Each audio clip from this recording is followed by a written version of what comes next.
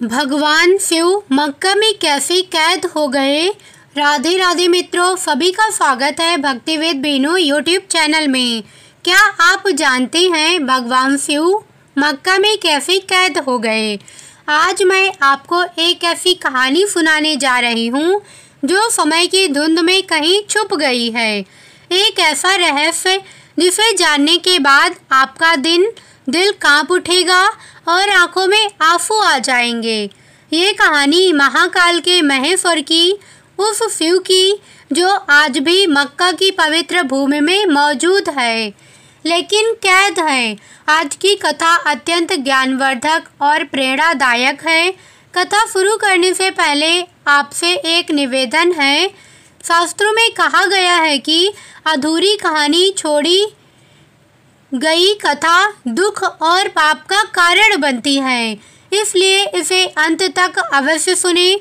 और अगर आप भोले बाबा की कृपा पाना चाहते हैं तो कमेंट में भोले बाबा जरूर लिखें और अपना समर्थन दें। तो आइए बिना किसी विलंब के आरंभ करते हैं आज की प्रेरणादायक कथा। बात उस समय की है जब यह पृथ्वी आज जैसी नहीं थी। त्रेता युग की स्वर्णिम धूप में जब धर्म का सूर्य आसमान के मध्य में चमक रहा था, तब सारी पृथ्वी एक ही संस्कृत, एक ही आध्यात्म से जुड़ी हुई थी। उस समय अरब की धरती आज जैसी रेतीली नहीं थी। वहाँ हरे भरे बगीचे लहलहाते थे, नदियाँ कलकल करती थी और उस पावन भूमि के मध्य में स्थित था एक अद्भुत मंदिर, मक्केश्वर महादेव का मंदिर। हाँ, वही मक्का जहाँ आज लाखों लोग तीर्थ यात्रा करने जाते हैं। लेकिन क्या आप जानते हैं उस स्थान का वास्तविक नाम था मक्केश्वर। यह शब्द संस्कृत से आया है। मोक्ष प्लस ईश्वर यानी मोक्ष देने वाले ईश्वर। कहते हैं कि जब सृष्टि के आरंभ में धर्म की स्थापना हो रही थी तो भगवान शिव ने स्वयं इस स्थान को चुना था। यहाँ उन्होंने एक स्वयंभू शिवलिंग की स्थापना की थी। उस दिव्य लिंग की महिमा का वर्णन कैसे करूं? वो श्वेत रंग के संगमरमर जैसा था जो स्वयं प्रकाशित होता था। रात्रि के समय तो मानो आकाश का चांद पृथ्वी पर उतर आया हो।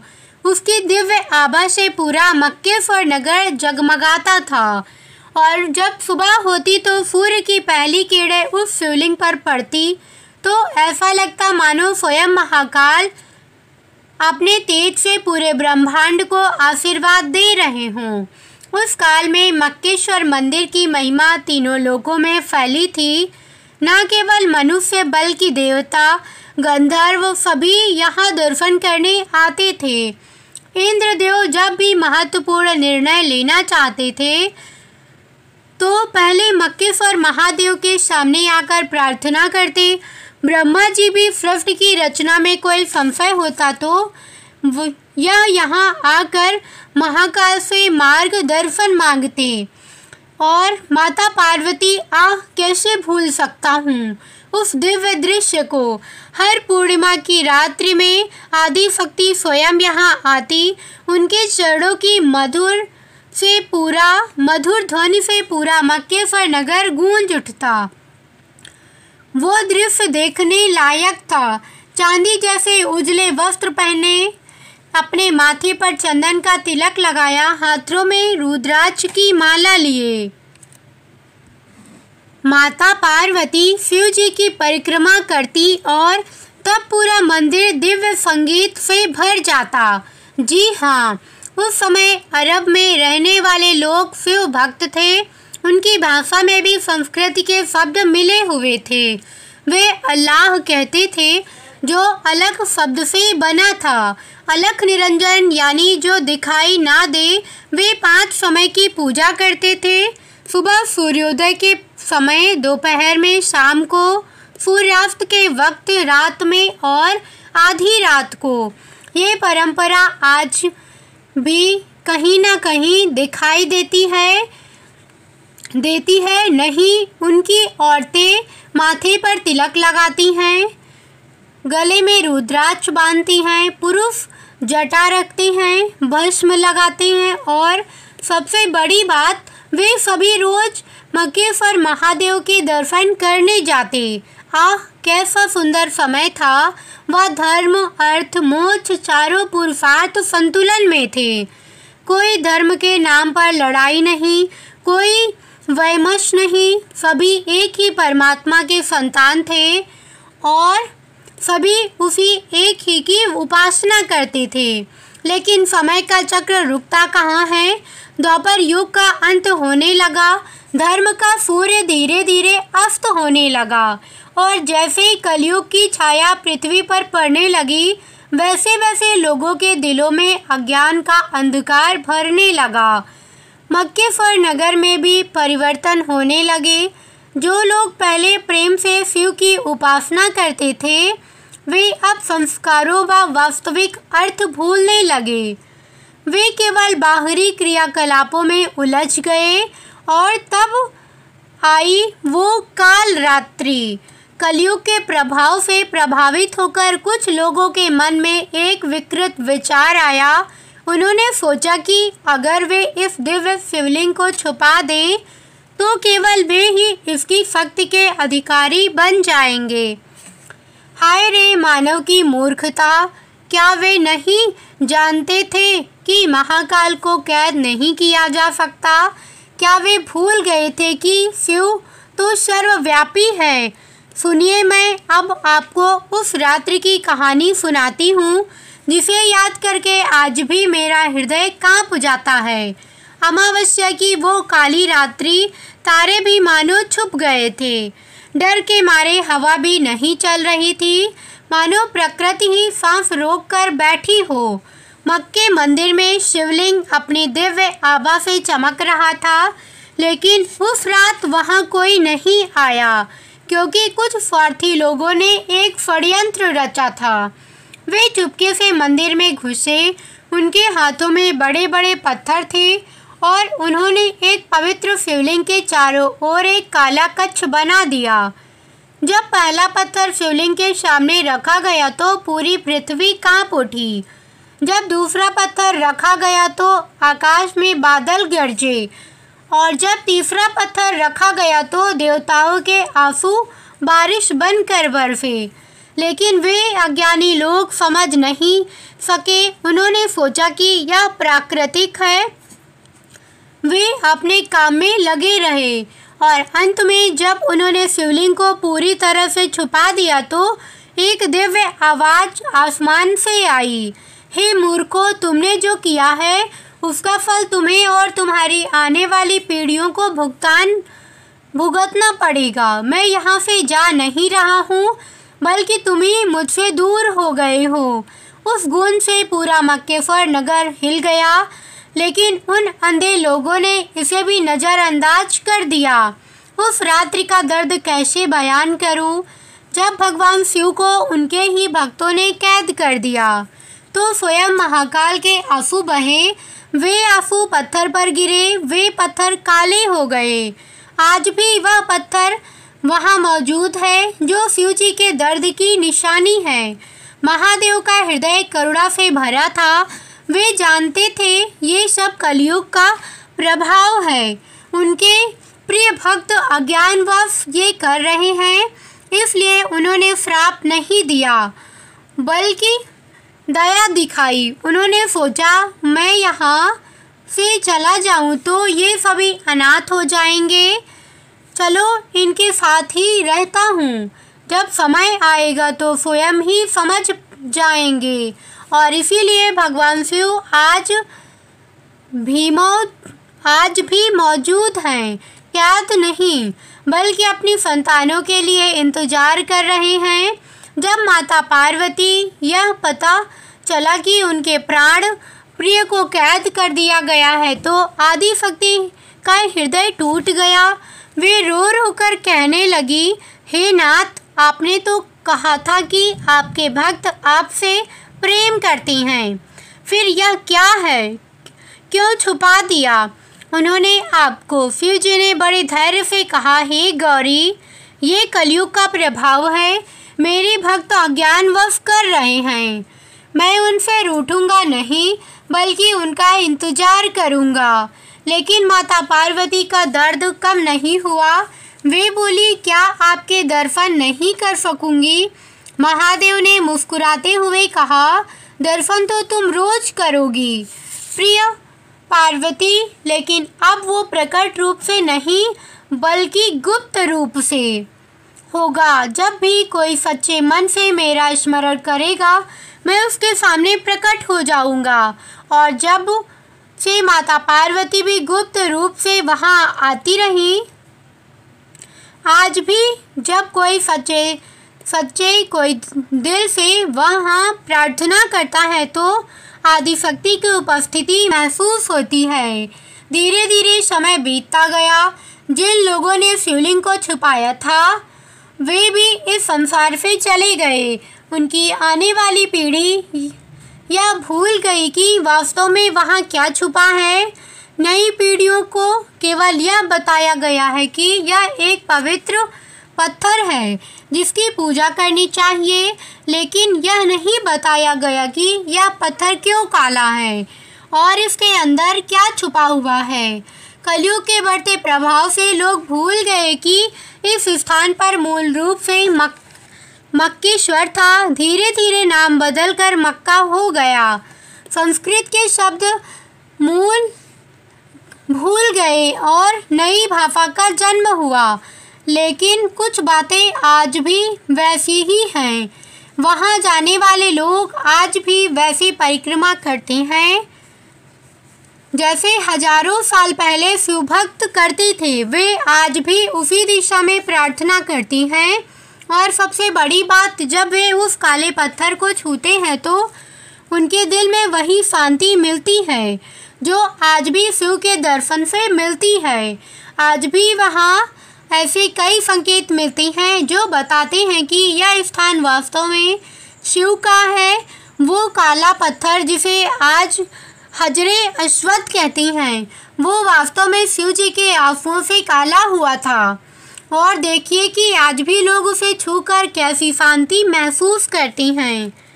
वहाँ परिक्रमा आज भी 7 बार की जाती है, ठीक वैसे ही जैसे शिव मंदिरों में की जाती है। क्या यह केवल संयोग है? और जब लोग वहाँ इकट्ठे होकर प्रार्थना करते हैं तो उनकी आवाज़ ऐसी गूंजती है मानो वे ओम का जाप कर रहे हों।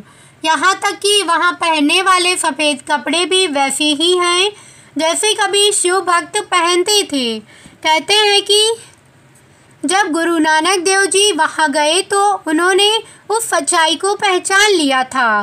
वे जानते थे यह स्थान वास्तव में शिव का है, इसीलिए उन्होंने वहाँ अपने पैर एक विशेष किए थे, जिससे यह संदेश दिया कि परमात्मा हर दिशा में है। जब लोगों ने उसे पूछा कि आप ऐसा क्यों कह रहे हैं, तो उन्होंने कहा, परमात्मा तो हर दिशा में नहीं है, वह किसी एक स्थान पर कैद नहीं है। ये उनका संकेत था कि भगवान शिव वहाँ मौजूद हैं, लेकिन वे कैद नहीं हैं, वे सर्वव्यापी हैं। आज के युग में अब जब विज्ञान से बहुत प्रगति कर ली है, तब भी कुछ रहस्य ऐसे हैं जो अनसुलझे हैं। वैज्ञानिकों ने पाया है वो काला पत्थर वास्तव में पृथ्वी का नहीं है, यह कहीं और से आया है। लेकिन ये कहीं और नहीं, यह तो उस समय का है जब देवता पृथ्वी पर विचरण करते थे। और जब उस पत्थर की जांच की गई तो पाया गया कि इसमें कुछ ऐसे तत्व हैं जो सामान्यतः पृथ्वी पर नहीं मिलती। यह भगवान शिव की दिव्यता का प्रमाण है। वह पत्थर उनके आंसुओं से बना है, इसलिए उसमें दिव्य शक्ति है। शास्त्रों में लिखा गया है कि एक दिन सच्चाई सामने आएगी, जब कलयुग का अंत होने लगेगा, तब भगवान शिव फिर से प्रकट होंगे। उस दिन वो काला आवरण हट गया और पूरी दुनिया देखेगी कि वहाँ वास्तव में मक्केश्वर महादेव का शिवलिंग है और तब सभी धर्मों के लोग समझेंगे कि वे सभी उसी एक के परमात्मा की पूजा कर रहे हैं। केवल नाम अगले थे लेकिन वास्तविकता एक ही थी। वो दिन खुशी का होगा क्योंकि तब धर्म के नाम पर होने वाले सभी लड़ाइयाँ खत्म हो जाएंगी। सभी एक दूसरे को भाई की तरह गले लगाएंगे। जानते हैं भगवान शिव आज भी वहाँ से क्या संदेश दे रहे हैं? वे कह रहे हैं, मेरे प्यारे बच्चों, मैं यहाँ तुम्हारे लिए ही तो हूँ। तुम मुझे किसी भी प्रकार से पुकारो, मैं हूँ। तुम मुझे कहीं भी खोजो, मैं मिल जाता हूँ। मैं तुमसे नाराज नहीं हूँ कि तुमने मुझे श्राप दिया, क्योंकि मैं जानता हूँ कि कलयुग का प्रभाव था, लेकिन अब अमावस्या आ गई है कि तुम सच पहचानो। धर्म का मतलब है प्रेम, करुणा, दया। धर्म का मतलब यह नहीं है कि तुम आपस में लड़ो। मैं चाहता हूँ कि तुम सभी मिलकर इस संसार को स्वर्ग बनाओ। आज के युग में जो लोग भगवान शिव की भक्ति करते हैं उनके लिए ये कहानी एक सबक है। ये सिखाती है कि भगवान को कैद नहीं किया जा सकता। वे सर्वव्यापी हैं। चाहे आप उन्हें काशी विश्वनाथ में खोजें या केदारनाथ में, फिर मक्केश्वर में, हर जगह हैं। और सबसे बड़ी बात यह है कि भगवान शिव किसी धर्म, जाति या संप्रदाय के नहीं हैं। वे पूरी मानवता के साथ के हैं। जो लोग आज भी मक्का जाते हैं वे भी अपने अंदर उसी शांति को महसूस करते हैं जो कभी शिव भक्ति करते थे, क्योंकि वह आज भी महाकाल की उपस्थिति है। वे चाहते तो अपने भक्तों को श्राप दे सकते थे, चाहते तो सब कुछ नष्ट कर सकते थे, लेकिन उन्होंने ऐसा नहीं किया। उन्होंने प्रेम को चुना, उन्होंने क्षमा को चुना, उन्होंने धैर्य को चुना। और आज भी वे वहाँ प्रेम से इंतजार कर रहे हैं कि कब उनकी संतान सच की कहानी पहचानेंगी।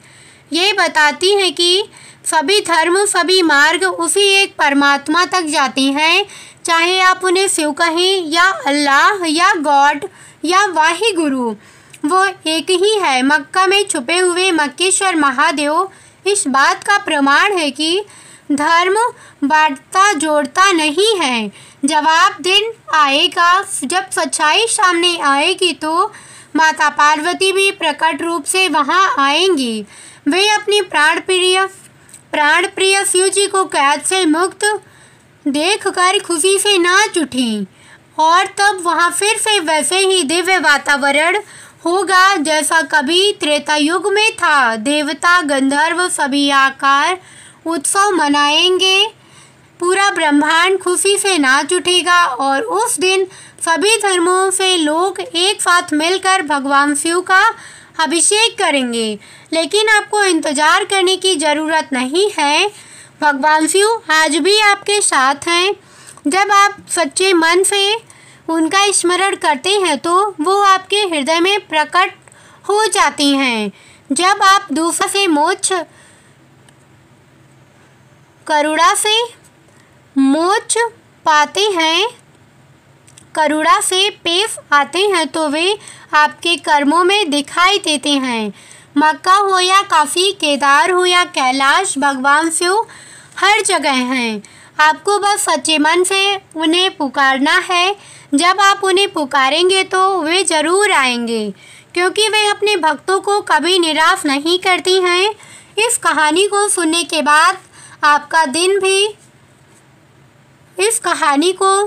के बाद आपका दिन भी मंगलमय होगा और आपकी आंखों में आंसू होंगे। यह आंसू उसी प्रेम के हैं जो हर मनुष्य के दिल में परमात्मा के लिए हैं, चाहे वो उसे किसी भी नाम से पुकारे। भगवान शिव आज भी आपसे कह रहे हैं, मेरे प्यारे बच्चे, मैं तुमसे प्रेम करता हूँ, तुम मुझसे प्रेम करो। लेकिन सबसे बड़ी बात, आपस में भी प्रेम करो। धर्म के नाम पर मत लड़ो, जाति के नाम पर मत बंटो।